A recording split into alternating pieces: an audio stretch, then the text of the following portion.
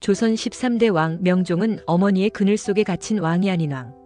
조선 13대 왕인 명종은 12대 왕 인종의 이복동생으로 형의 갑작스러운 죽음 이후 왕위에 올랐습니다.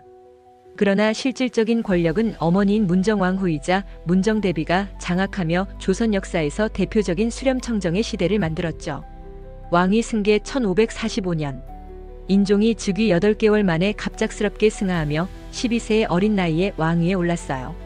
이때부터 문정왕후가 8년 동안 섭정을 하며 정권을 쥐었고 명종은 왕권을 행사하기 어려운 상황이었죠. 주요 사건 1. 을사사와 권력 다툼 속에 학살 1545년. 문정왕후와 외척 소윤 세력인 윤원영이 대윤 세력을 제거한 사건.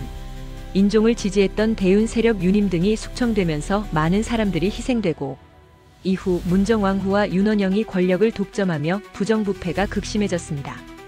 주요 사건이 불교의 부흥 정책, 승려보호의 중용.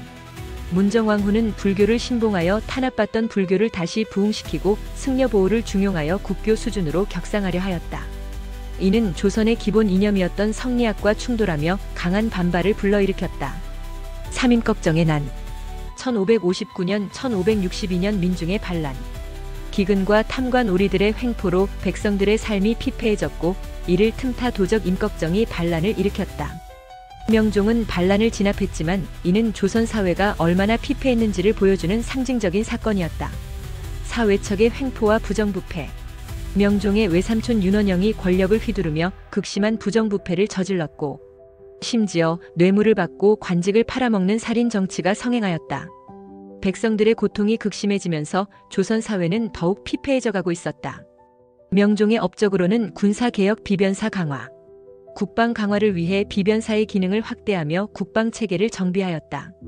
이후 조선 후기의 비변사가 강력한 행정기관으로 자리잡는 계기가 되었다.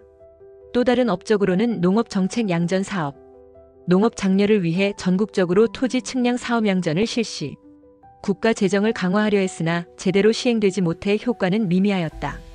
명종의 말년과 사망 1567년 34세. 평생 병약했던 명종은 34세의 젊은 나이에 후사 없이 사망. 왕권을 되찾으려 했지만 건강 악화와 외척들의 전횡 속에서 실패.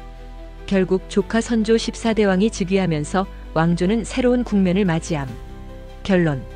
명종은 어머니 문정왕후의 그늘 속에서 제대로 된 왕권을 행사하지 못한 비운의 왕이었습니다. 그의 시대는 외척의 전횡, 부정부패, 민중의 반란으로 점철되었고 이는 조선 중기 정치의 어두운 단면을 보여주는 대표적인 사례입니다. 왕이지만 왕이 아니었던 명종의 비극. 어머니가 다스린 나라 명종의 조선 아니 어머니의 나라 조선. 조선 역사 최악의 권력 암흑기인 문정왕후와 명종.